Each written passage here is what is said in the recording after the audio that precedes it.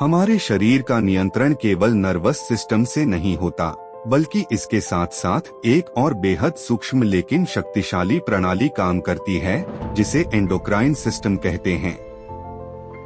इस प्रणाली के तहत शरीर की विभिन्न ग्रंथियां कुछ विशेष रासायनिक पदार्थों का निर्माण करती हैं, जिन्हें हम हॉर्मोन्स कहते हैं।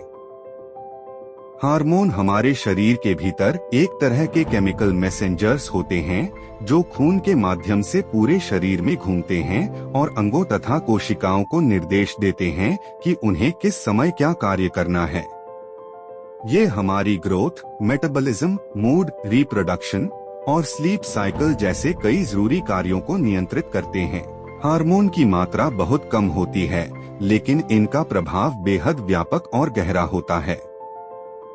यदि किसी कारणवश शरीर में हार्मोन का संतुलन, इम्बैलेंस, बिगड़ जाए, तो यह कई तरह की मानसिक और शारीरिक परेशानियों को जन्म दे सकता है, जैसे depression, weight gain, fatigue, hair loss या इरेगुलर पीरियड्स।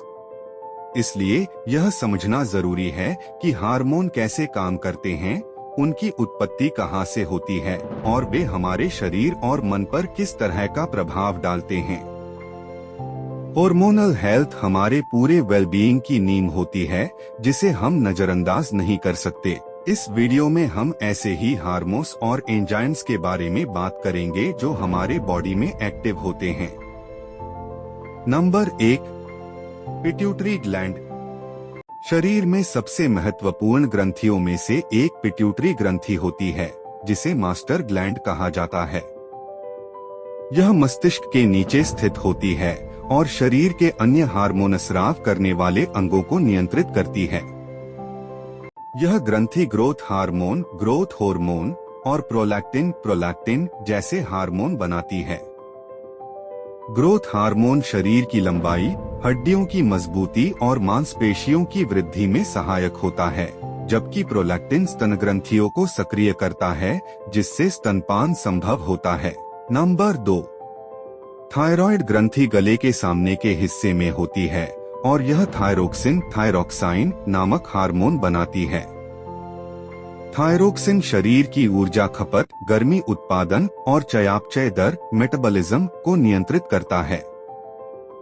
जब यह हार्मोन अधिक बनता है तो उसे हाइपरथायरॉयडिज्म कहते हैं, और जब यह कम बनता है तो उसे हाइपोथायरॉयडिज्म कहते हैं।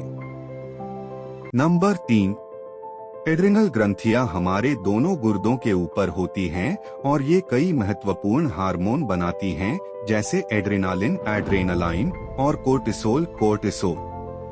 एड्रेनालिन डर, उत्तेजना या खतरे की स्थिति में शरीर को फाइट और फ्लाइट की तैयारी में ले आता है।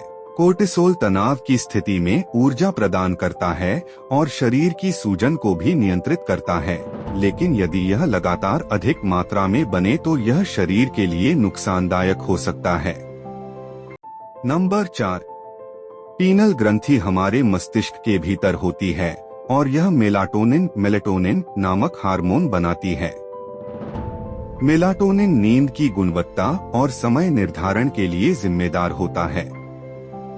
यह हार्मोन शरीर की जैविक घड़ी को नियंत्रित करता है और अंधेरे में अधिक सक्रिय होता है, इसलिए रात को नींद आती है। नंबर 5, पैंक्रियाज यानी अग्न्याशय शरीर में एक मिश्रित ग्रंथि है जो हार्मोन और एंजाइम दोनों बनाती है।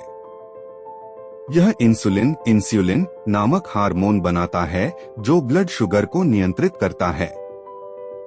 इंसुलिन की कमी या प्रतिरोध के कारण मधुमेह, डायबिटीज जैसी गंभीर बीमारी हो सकती है। साथ ही यह पाचन में सहायक ट्रिप्सिन, लाइपेस और एमाइलेज जैसे एंजाइम भी बनाता है, जो भोजन को छोटे अणुओं में तोड़ते हैं। नंबर 6, महिलाओं में अंडाशय और पुरुषों में टेस्टिस होते हैं जो यौन हार्मोन बनाते हैं। महिलाओं में एस्ट्रोजन और प्रोजेस्टेरोन बनते हैं जो मासिक धर्म, गर्भधारण और स्त्रीत्व के विकास को नियंत्रित करते हैं। पुरुषों में टेस्टोस्टेरोन बनता है जो पुरुषत्व, आवाज की गहराई, मांसपेशियों का विकास और यौन क्षमता को नियंत्रित करता है। नंबर 7, शरीर में मौजूद कुछ अन्य हार्मोन भी होते हैं, जैसे सेरोटोनिन और डोपामिन, जो हमारे मूड, आनंद की भावना और मानसिक स्थिति को प्रभावित करते हैं। ये मुख्यतः मस्तिष्क में बनते हैं और भावनात्मक संतुलन बनाए रखने में महत्वपूर्ण भूमिका निभाते हैं। इन हार्मोन का असंतुलन डिप्रेशन, चिंता और अन्य मानसिक रोगों का कारण बन सकता है।